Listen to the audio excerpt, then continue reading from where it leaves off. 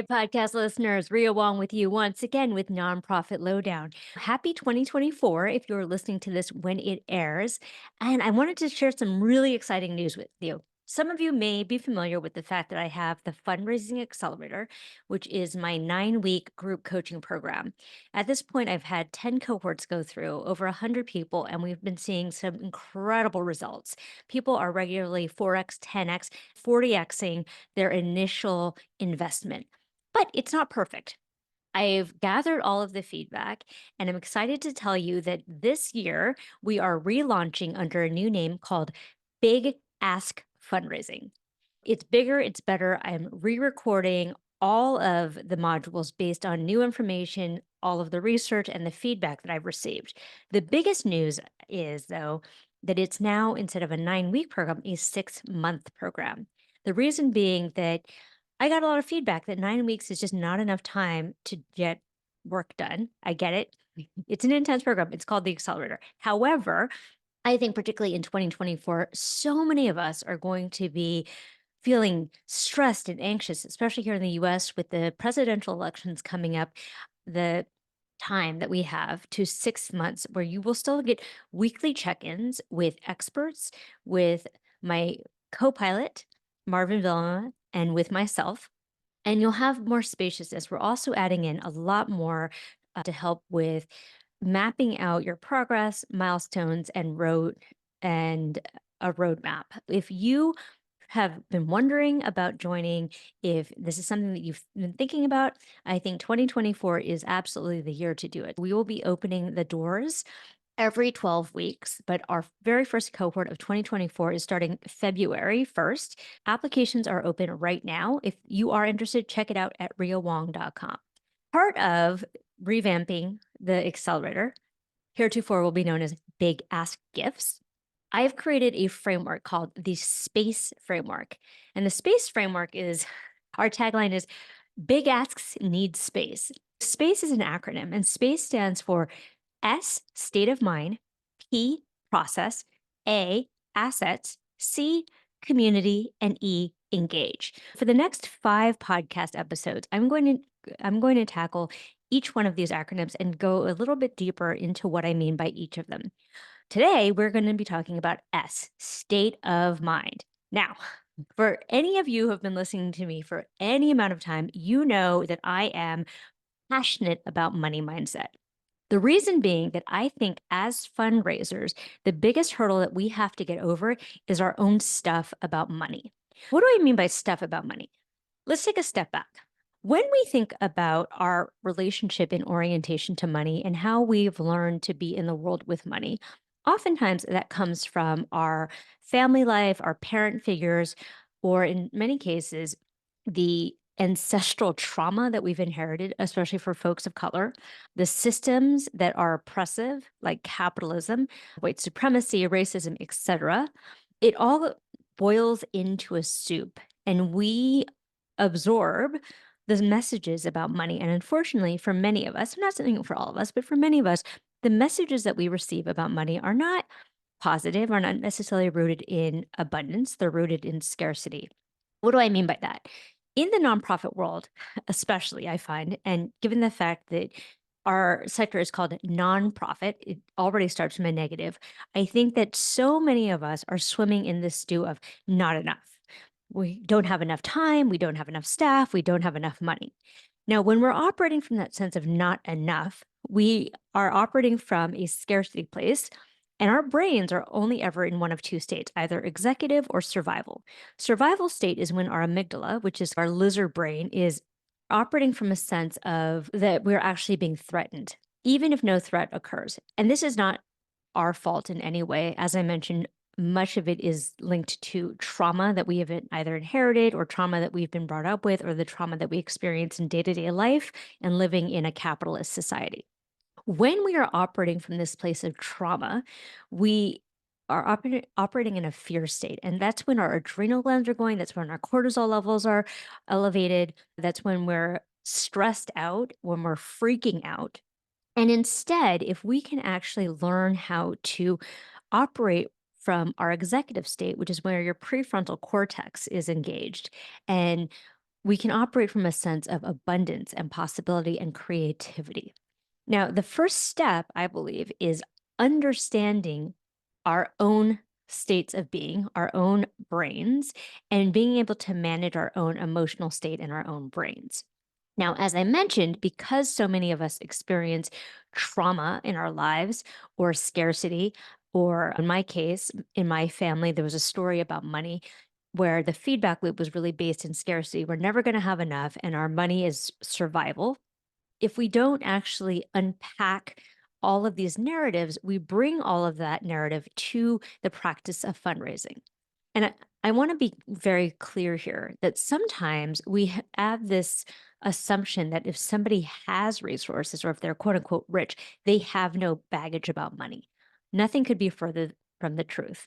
I think we all have baggage about money or trauma related to money. In any case, if we haven't done the work of unpacking this trauma of money, unpacking these unhelpful narratives about money, we bring it to the table. Imagine an invisible pile of baggage that you're sitting on. Imagine your donor is also sitting on an invisible pile of baggage. And in between you is a gap. Both of you are trying to bridge the gap while sitting on two large piles of emotional trauma and baggage. When we do that, we get into unhelpful behaviors like perfectionism or procrastination or believing that a rejection is a reflection of our value as humans or the value of our work. What would it be like for you if you disconnected the value of your work from the outcome? What if instead the win was the ask? What if instead the win was simply the process and doing what you knew was right in order to get to the ask? Because at the end of the day, you have no control over the outcome. You literally, and believe me, I've tried, you literally have no control over whether or not someone says yes or no. All you can control is what you've done up to that point and did you get the ask out of your mouth?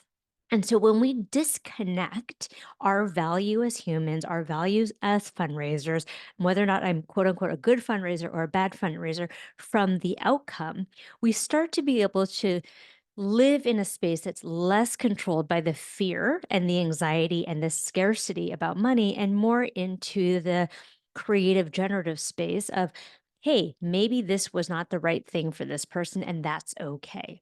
So, what I'm offering up to you is that in order for us to be good fundraisers, quote unquote, or in order for us to be effective fundraisers over the long term, the first step is managing your mind. It's like being an athlete. If you are a successful athlete, after a certain threshold of skill level, all of it is just a mind game. And I like to think of fundraising in the same way. It's like my sport. I'm not a sporty person, but I guess fundraising is my sport. And I really believe that if we are able to manage our emotional state and manage our mental state, we can then manage ourselves over the long term. And oftentimes, the emotional reactions that we're having is because our brain is interpreting the circumstances, the external circumstances beyond our control as direct threats to our personhood or direct threats to our livelihood. Or if the narrative that you're telling yourself is, if I don't get this gift, my job is on the line and I'm not going to be able to provide for my family, of course, it's going to put you in a fear state. One of the things that I think is absolutely fundamental to being an effective fundraiser is to unpack the story that you're telling yourself and figure out, and part of what we do in the course is that we work on this, is we practice ways in getting ourselves into a calm state. We calm our nervous system down. We stimulate our vagus nerve in order for us to teach our bodies and to teach our brains to rewire our neural pathways into getting out of that fear survival state and getting into the executive state where we can operate with a sense of calm and a sense of creativity. A couple other things that I just want to flag here as well is I would not be surprised, and this is often the case, that members of your staff and members of your board very much operate in that survival mind state. When you're coming from this survival mind state, that is when you're white knuckling things. That is when you're grinding or hustling. And sure, that can be effective in the short term, but you can't sprint a marathon. I guess if you're a Kenyan runner, you can sprint a marathon, but it's very rare. And over the long term, it's not a recipe for sustainability to sprint marathons. Part of the work that I want to help all of us do is to get into a mind state, a state of being, a state of mind that allows us to operate from a sense of abundance and calm rather than a state of being anxious and freaked out. Part of this is imagining certain things. Take a step back and imagine how might you act differently if there was a world where there was a pile of money out there in the world and it had your name on it, and all you had to do was find it. How does that feel different to you than imagining that there is no money that exists out there for you? If the story that you have is there's not enough for me, what I want does not exist, what I want I can't have, I don't belong here, you're automatically signaling to your brain that it is in a state of survival, that it needs to survive something.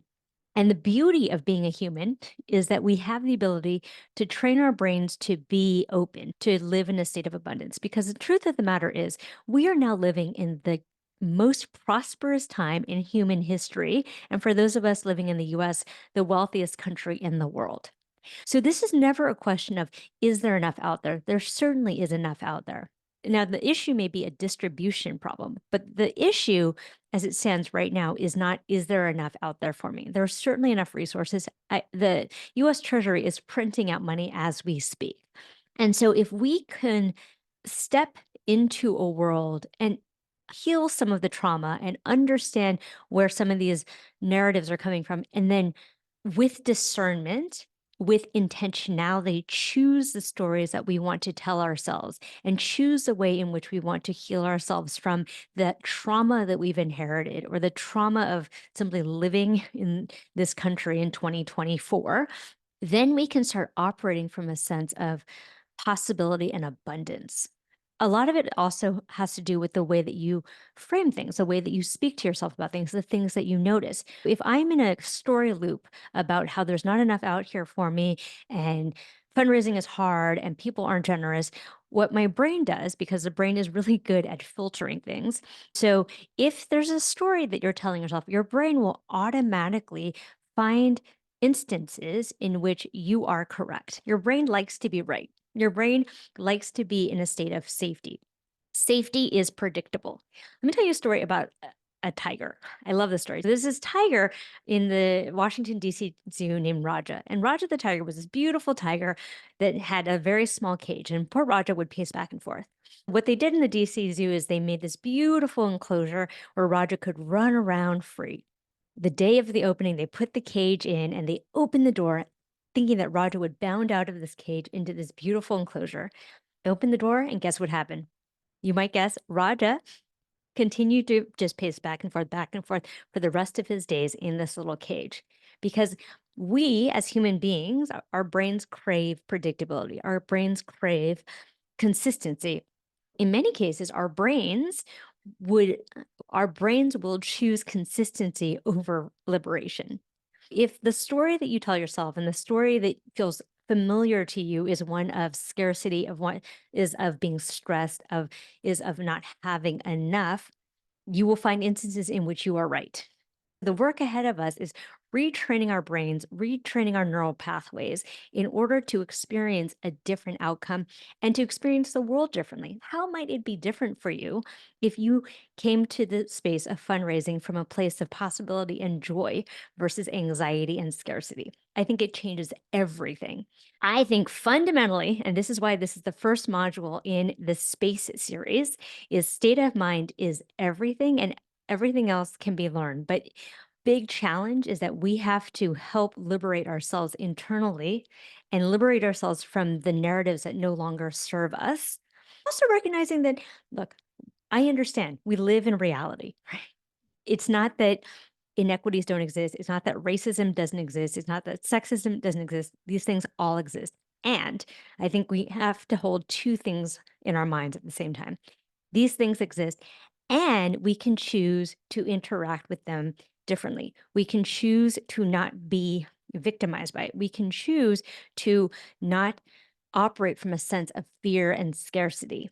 And so I think the work of fundraisers is fundamentally that of healing and fundamentally that of being spiritual warriors. Because if we can heal ourselves and step forward into the world with courage and abundance and possibility, we can be examples to other people of what is possible.